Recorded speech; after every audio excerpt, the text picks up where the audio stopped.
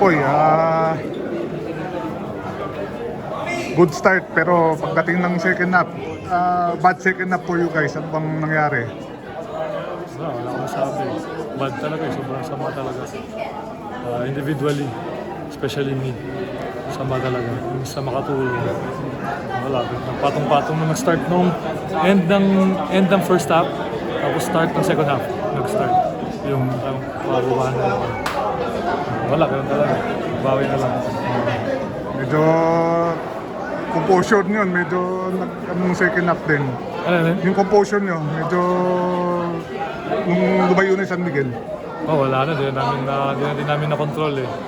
Medyo malayo na rin. And then, body language din ng team sa bench. Wala rin. Siyempre, sayang pero ano talaga. May chance pa naman. May chance pa naman para makabawi pa. So, Tingnan ano yung after nung big start nyo, ano yung nawala sa inyo? Ano yung nawala? Execution namin, siyempre, execution. Hindi yung defense namin eh, pero offense namin wala eh.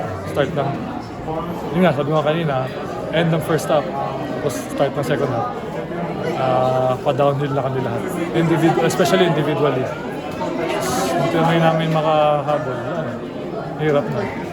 Tapos, daming mga nangyayari sa loob na imbis na kayang kontrolin, hindi namin makontrol. I don't wanna say something na kasama ko pa, pero alam niyo naman yun. Ano talaga. Boy, na-prove nyo naman na kayo nung bumalik sa 3-2 deficit, Game 6, pagkataon yung makabawi. Babawi naman kami.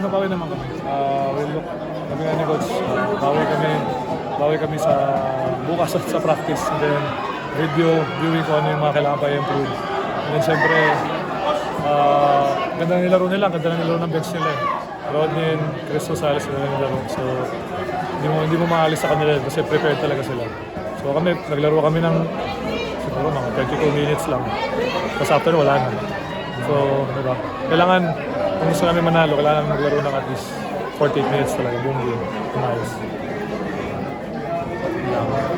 Okay. Boy, thank you. Thank you, boy.